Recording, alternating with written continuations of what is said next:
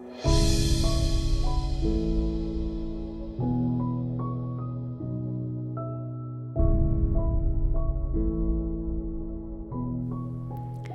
bois de l'eau du robinet et pourtant je dessine des bouteilles plastiques. Je suis végétarienne et pourtant un des plus gros clients de mon agence produit de la viande. Je cuisine moi-même mes propres plats et pourtant je dessine des barquettes de plats cuisinés. Je consomme le plus possible en vrac et pourtant je crée des emballages en plastique à usage unique. Je suis devenue designer pour rendre le monde plus beau et plus facile. Et pourtant, les objets que je crée contribuent à la formation d'un continent de plastique qui pollue les océans. Qu'est-ce qui ne tourne pas rond chez moi ? Aujourd'hui, je vais vous expliquer à travers les différentes étapes de ma vie personnelle et professionnelle en quoi mes convictions ont nourri mon expertise et enrichi mon métier. En 2012, j'ai obtenu ma licence Design et Packaging en partenariat avec l'IUT de Chambéry. Pendant ces années, j'ai appris énormément sur les techniques de production, sur l'histoire du design, sur les designers iconiques et célèbres. À mes yeux, à l'époque, le design, c'était l'art de créer des objets innovants, harmonieux, qui révolutionnent nos usages, qui marquent les esprits. Pour moi, le design, c'était l'art de créer des objets beaux. À cette époque, je ne pense pas encore que mes petits gestes pour la planète que je fais au quotidien puissent vraiment s'appliquer à mon métier. Je n'ai pas encore cet œil de concepteur avec cette réflexion initiale sur la conception des emballages, l'optimisation de la fabrication. J'ai plutôt un œil de consommateur, citoyen qui recycle bien sagement ses déchets. Après mes études, je vais à Paris pour chercher du travail. Et là, c'est le début de la vie indépendante, loin de l'influence familiale. Mes convictions pour l'environnement s'affirment de plus en plus. Je recycle mes déchets, je réutilise mes emballages, j'achète de la cosmétique respectueuse, des nettoyants ménagers respectueux également de l'environnement. Malheureusement, les débuts de ma carrière ne me laissent pas encore la possibilité de faire les bons choix, puisque je vais travailler dans l'objet promotionnel. Alors c'est quoi un objet promotionnel ? C'est une trousse en polyuréthane vendue en parfumerie des 40 € d'achat. C'est un kit cache-yeux et chaussons en polyester pour une compagnie aérienne. C'est une marque, un porte-clés pour une marque de vêtements par exemple. Pour ma part, ma mission principale consistait à réaliser les objets pour la restauration rapide. Vous conviendrez que c'est vraiment le comble de l'objet plastique inutile. Ces petites breloques importées de Chine par bateau pour 50 centimes pièce, destinées à garnir les boîtes des menus enfants, avec, vous conviendrez, une durée d'utilisation très très limitée, sauf si on pense aux collectionneurs fous sur Le Bon Coin. À cette époque, je ne pense pas encore à l'impact environnemental de ce que je participe à produire. C'est vrai, je râle un peu lorsque mes collègues de la vieille école impriment les 50 pages du brief ou leur mail chaque jour, mais je n'ai pas encore cette réflexion sur l'environnement. Alors que vous saviez que d'ici janvier 2022, ces petits objets seront interdits à la distribution. C'est la loi qui a été votée en février 2020 pour l'économie circulaire. On est d'accord que mon métier d'alors serait aujourd'hui complètement obsolète. 5 ans plus tard, j'arrive en 2017 à mon poste actuel dans une agence de design parisienne. Pour moi, c'est vraiment le Graal, une forme d'accomplissement dont je suis fière.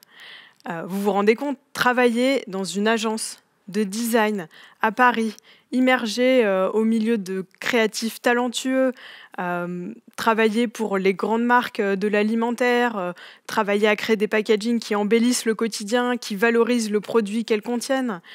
Et quand on parle du produit qu'elles contiennent, il ne faut pas oublier qu'on parle de nourriture. On a tous un lien émotionnel fort avec la nourriture. On a tous en tête ces biscuits qu'on mangeait quand on était enfant, cette marque de soda qu'on partageait avec nos amis. On a tous eu l'eau à la bouche au son de l'ouverture d'un pot de pâte à tartiner ou un sachet de chips. Pendant ces presque 4 dernières années, j'ai ainsi participé à la création de concepts qui vont valoriser une marque d'huile à travers la silhouette de sa bouteille. J'ai travaillé à des formes qui assurent la praticité d'une barquette de salade on the go. Et c'est pas tout, j'ai aussi travaillé sur la forme même de la nourriture, sur des formes de carrés de chocolat, des formes de chips. En parallèle, j'ai consolidé mes connaissances sur la situation de notre planète. Et là, ça a été la grosse révélation. J'ai lu des livres, j'ai échangé avec des amis, j'ai assisté à des conférences, j'ai écouté les messages alarmants de Aurélien Barraud et Claire Nouvian. Et j'ai appris que d'ici 2050, nous devrons accueillir 143 millions de réfugiés climatiques. J'ai appris qu'aujourd'hui, on meurt plus de la pollution de l'air que du sida ou des ravages de l'alcool. Là, ça calme tout le monde d'un coup. Hein. Et là, j'ai pris une décision drastique, c'est d'arrêter de consommer de la viande. Je me suis mis au zéro déchet. J'ai acheté mes fruits et légumes dans des pochons réutilisables. J'ai appris à fabriquer moi-même mes cosmétiques et mes nettoyants ménagers. À ce moment-là, par contre, j'ai vraiment pris conscience des dérives de la surconsommation et de la surproduction des emballages. J'ai clairement fait le lien avec mon travail. Est-ce que vous saviez que chaque minute, l'équivalent d'un camion poubelle chargé d'emballages plastiques se déverse dans les océans? Ça représente 8 millions de mètres cubes de plastique dans les océans chaque année. C'est inimaginable. Alors que je prends ces décisions assez drastiques dans mon quotidien, à côté, je continue à dessiner des bouteilles et des barquettes. Effectivement, certaines marques, c'est vrai, sont engagées pour l'économie circulaire, pour la recyclabilité de leurs emballages d'ici quelques années. Mais ça ne va pas assez vite pour moi. Comme dirait un certain président, le changement, c'est maintenant. Arrêtez d'acheter des kiwis de Nouvelle-Zélande, des avocats du Pérou. Arrêtez d'acheter du riz dans des sachets de cuisson. Pour moi, ça s'est fait du jour au lendemain. Alors que pour supprimer les plastiques à usage unique, le gouvernement laisse aux industriels jusqu'à 2040 pour agir. C'est cette fameuse loi sur l'économie circulaire qui a été votée. 2040, pour moi, c'est le bout du monde. Je me suis donc dit, c'est plus possible, je peux pas continuer comme ça. Et puis c'est vrai, je ne suis pas la seule à avoir cette prise de conscience. Mes amis aussi l'ont eu. Et c'est vrai, à l'instar de Greta Thunberg, la génération est beaucoup plus engagée que la précédente. On parle aujourd'hui des Sustainable Natives. Alors c'est vrai que parfois, je suis gênée d'avouer à mon entourage que je travaille dans l'industrie du packaging. Lorsque je leur explique mon métier, ils sont là à me dire mais ça te dérange pas, toi, que ce que tu crées, ça finisse à la poubelle? C'est vrai, nous, quand on boit à la bouteille ou qu'on mange dans une barquette, on la jette tout de suite après. Ça te dérange pas comme ça, que tout ce que tu dessines finisse dans les déchets? Alors effectivement, quand je vois ces bouteilles écrabouillées dans le caniveau, alors qu'elles sont le résultat de mois et de mois de modélisation 3D, d'échanges avec l'industriel, de tests consommateurs, d'échanges avec le client, et bien quand je vois cette bouteille écrabouillée dans le caniveau, ça me fait mal au cœur. Je me suis donc dit, c'est plus possible, je ne peux pas continuer comme ça, je ne suis pas en accord avec moi-même. Je ne fais pas en sorte que la société aille dans le bon sens. C'est un peu comme si j'étais bénévole à la SPA, à mes heures perdues, mais qu'à côté, je travaillais dans un laboratoire pharmaceutique qui pratique des tests sur les animaux. À quoi bon avoir des engagements d'un côté si c'est pour que de l'autre, mes actions aillent à l'encontre de ces engagements? J'ai donc poursuivi mes projets, la tête un peu embrumée. Dans mes réflexions, je me disais, c'est plus possible, les marques doivent arrêter le suremballage, le greenwashing avec ses allégations hypocrites. Là, le suspense est à son comble. Vous vous dites, mais alors qu'est-ce qu'elle a fait? Elle a tout envoyé valser pour aller faire de la permaculture au bout du monde? Eh bien non. Passée la phase du rejet et de la colère typique de la jeunesse qui forge ses propres opinions, je me suis assagie, un peu. J'ai pris conscience des tenants et des aboutissants de l'industrie du packaging et je me suis rendu compte que tout n'était pas si simple et que tout ne pouvait pas devenir vertueux du jour au lendemain. Quand on pense qu'un tiers de la nourriture qui est produite globalement finit à la poubelle non consommée, un tiers, on se dit qu'au-delà effectivement de la lutte contre l'emballage, il y a une lutte contre le gaspillage alimentaire à mener. Et cette lutte, ça va passer effectivement via une consommation respectueuse, mais aussi via des emballages hermétiques et hygiéniques. Après toutes les connaissances que j'ai acquises dans le design, et à plus forte raison dans le packaging, je me suis dit que je ne pouvais pas simplement passer la patate chaude et fuir mon travail. Après tout, un grand pouvoir implique de grandes responsabilités. Et puis je ne suis pas seule dans cette aventure. Le secteur fourmille d'experts optimistes et engagés. J'ai donc accepté de relever le défi. Ce défi, c'est quoi? C'est de créer un juste emballage. Un juste emballage qui serait le parfait équilibre entre l'esthétisme, la praticité, la viabilité industrielle, la rentabilité économique et bien sûr la limitation au maximum de l'impact environnemental de cet emballage sur notre planète. Je me suis donc attelée à la tâche.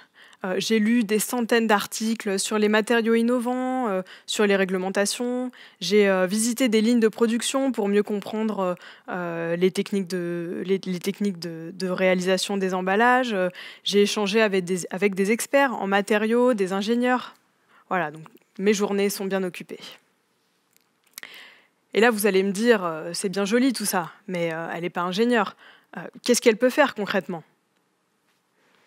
Alors, effectivement, je ne suis pas ingénieure, je ne suis pas en mesure d'aller dire à notre client de souffler ses bouteilles à 1 micron de moins d'épaisseur pour pouvoir faire un emballage plus léger, parce que je n'ai pas fait effectivement les études pour garantir la faisabilité d'une telle bouteille en ligne, c'est vrai. Mais néanmoins, je peux agir sur la perception du consommateur. Je peux lui faire comprendre que ce n'est pas parce qu'un emballage est imprimé en craft qu'il est forcément bon pour l'environnement. Je peux aussi agir au niveau pédagogique en lui rappelant l'extension des consignes de tri. Est-ce que vous saviez que désormais, vous pouvez mettre tous vos emballages plastiques dans la poubelle jaune? Je peux agir également en m'efforçant de créer un emballage esthétique et conforme à la stratégie de la marque, un emballage vertueux. Je peux conforter nos clients lorsqu'il fait les bons choix. Je peux lui montrer des packagings innovants. Je peux ouvrir les chakras des industriels par la créativité. Je peux collaborer avec le service recherche et développement de la marque pour aboutir à des emballages viables. Les marques sont de bonne volonté et elles sont effectivement en faveur également d'une économie circulaire. Effectivement, elles sont parfois à la recherche du coût marketing en étant la première à proposer un emballage recyclable ou un produit vendu en vrac pour la première fois. Mais les marques, après tout, ne sont pas l'incarnation du mal. Toutes leurs actions, telles que celle-ci, influencent le secteur dans la bonne direction. Alors, effectivement, entre les avancées technologiques et les lois gouvernementales qui arrivent comme ça régulièrement, on navigue à vue, on avance à tâtons. C'est vrai, ça prendra du temps, ça prendra des mois, des années, mais je pense que c'est via la stratégie des petits pas que nous arriverons à créer un emballage viable et respectueux de l'environnement. Ainsi, nous passons plus de 2000 heures par an au travail. Nous ne sommes pas des robots qui exécutent bien sagement notre mission et rentrons à la maison le soir. Pourquoi ne pas instiller un peu de nous-mêmes, un peu de nos convictions dans nos métiers? Je ne sais pas, vous êtes par exemple chef cuisinier et vous êtes contre le surélevage bovin. Pourquoi ne pas proposer dans votre carte des plats végétariens gastronomiques? Vous êtes viticulteur et vous êtes contre les pesticides. Eh bien, lancez-vous dans le vin bio. J'ai pas dit que c'était facile, mais c'est un challenge à relever. Vous êtes médecin et vous êtes contre les dérives de l'industrie pharmaceutique. Eh bien, pourquoi ne pas vous spécialiser dans la phytothérapie ou la médecine chinoise? Ainsi, c'est en faisant évoluer mon métier avec mes convictions que j'ai réussi à créer un travail avec lequel aujourd'hui je suis en accord. Plutôt que de créer des emballages qui polluent notre planète, j'accompagne les clients avec mon entreprise pour créer l'emballage de demain. Je suis convaincue que c'est en étant au cœur du réacteur que je vais pouvoir faire bouger les choses au-delà de mon quotidien et à plus grande échelle. Merci.